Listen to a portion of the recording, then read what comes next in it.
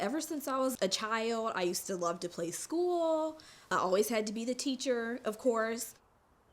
So I'm from Dinwiddie County. It's a really small town in Southern Virginia. There were not a lot of black teachers, but one that stands out to me is Miss Barksdale. She was my first grade teacher, and I was just so thrilled to have someone that looked like me to teach me. It made me feel like, hey, like this is something that you can do, when you grow up. I just truly wanted to make a difference, and I just love school. Like, I've always loved school. I'm a kindergarten teacher, so my students are very little. They can't do a lot of things independently. We have a lot of multi-generational households where grandma or grandpas are raising the kids, and they're not very tech savvy. So it was very difficult. Now that we're back in person, we're kind of the gatekeepers of policy in regards to health, like things coming from the CDC and the local government, which is a new, we have a lot of roles already, but this is something new that we're dealing with. A lot of the times when people get upset about these policies, we're the forefront, we're the face of, what they are upset about. So that's been a very difficult position to be in. Dealing with the students, that's the easiest part of teaching right now. All of the hard things are all of the initiatives coming down, and then also just how everything is so politicized now. At the beginning of the pandemic, we were heroes, people appreciate, like, how do y'all do this? But as time has gone on, it kind of feels like we're the enemy. And that's just it's just very disheartening to hear or see comments about people complain about teachers. Oh, well, if y'all don't want to work, find another job. Like, it's very disheartening to us. We're telling the powers that be, like, this is unrealistic. Like, we can't do this. And just not being listened to is a big factor contributing to burnout. And then the pay does not help. We're just not being compensated for the work that we're doing. Burnout is basically chronic unmitigated stress in the workplace. Stress is normal. We all experience stress. The issue with burnout is that it's stress that has been going on for some time and hasn't been checked. I know a lot of teachers before the pandemic that have transitioned out, have gone to other careers. And this was burnout before the pandemic, and now we've added in all of these other things. And then just going through a traumatic event, it's really sent a lot of people over the tipping point. When I see veteran educators leaving, it's scary. I get worried about the state of education.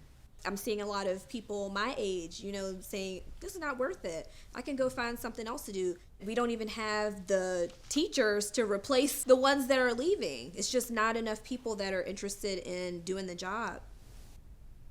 There are more than 105,000 educators currently teaching in Virginia, but there are also thousands of educator vacancies. For the 2021-2022 school year, across 132 divisions, the Virginia Department of Education reports that the highest teacher shortages are in special education, elementary, and middle school education. I think most educators would say that they entered education to change the world, and that is certainly the spirit that I brought to my job when I first began teaching. My mom was a teacher, my grandmother was a teacher, my brother's a teacher, my cousin, from college down to elementary school. We have all taught on a variety of different levels. I was passionate about history. And when I was able to get students to look into the past of their families and find family stories that they could connect to, that was always a really special moment for both me and for the student. A teacher in a room with students, and what happens there is magic, is absolute magic when it works well. Education is in a crisis across the Commonwealth and across the United States. A lot of people don't understand that teachers spend umpteen hours outside of their contractual obligations to grade papers, to plan lessons, to pull together resources, to talk with students, to talk to parents. All of that is unpaid labor at this point in time. Teachers are paying out of pocket for hundreds of dollars a school year just to provide students with basic things like scissors. I was doing okay, rolling kind of with the pandemic. It was difficult for sure, but when we came back from the pandemic to full-time teaching, our administrators were contact tracing, and so they weren't there to support teachers in the classroom. Teachers are covering a lot of classes for other teachers who aren't able to be in the building. And when you're responsible for a class, you don't have time to do planning, to do grading, to answer emails from parents, to answer emails from students. As you can imagine, our students have been under enormous pressure. We saw a lot of our students really struggling with dysregulated behaviors in the classroom and not having enough support. There are two areas of symptoms. There's the physiological and then the psychological. So physiologically, you could have things like insomnia, change of appetite, headaches, really stomach aches, more head colds you're noticing, exhaustion. For the psychological symptoms, you could have things like lack of productivity, disinterest, cynicism, quick to anger. We're asked to be parents, to be nurses, to be social workers, to be teachers, education professionals. And over time, it becomes too much. And so all of that just made it increasingly difficult to go into the classroom every day. I would drive to work and sit in my car and not want to go in. And then just feeling like I wasn't making a difference anymore. Part of my burnout was centered around the fact that I had spent so many years in the classroom. I would encourage younger teachers to take their personal time. Utilize the resources that are available to you, whether that is the employee assistance program or whether it is a matter of sitting down with your administrator and having a difficult conversation about the fact that you are feeling burnt out and you do need more support. So with burnout, the first thing that someone would want to do is to reach out to a provider. Stress can happen for any reason. So get to the root of the problem. And then the provider can really help to determine what those next steps might be.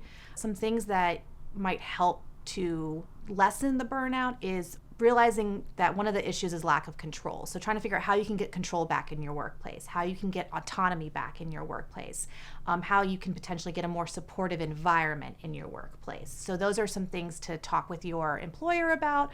Also bring in your other coworkers and see if they're experiencing similar things and gaining that support from your fellow coworkers.